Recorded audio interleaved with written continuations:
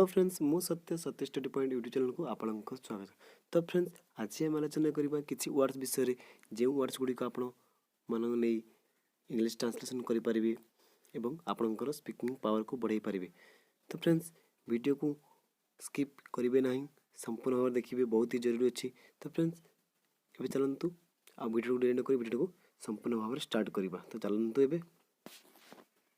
तो प्रथम जाना इफ आई एफ इफ जदि। नेक्स्ट जाना आज एएस आज जेपरी। अंटिल UNTIL अंटिल जे पर्यंत। टिल TILL टिल जे पर्यंत। दो THOUGH दो जदिव जद्यपि। नेक्स्ट एग्नेस्ट AGAINST एग्नेस्ट विरुद्ध रे। बिटवीन BETWEEN बिटवीन दुई जनक मध्य रे।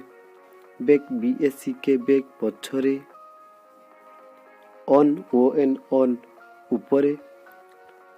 अप UP अप ऊपरे। एभव ABOVE एभव ऊपरे। नेक्स्ट ओभर OVER ओभर ऊपरे। अंडर UNDER अंडर तले। विदिन WITH विदिन भितरे। इन फ्रंट ऑफ आगरे। बिहाइंड पछरे। BEHIND बिहाइंड पछरे। नेक्स्ट एगेन AGAIN एगेन पुणी थे।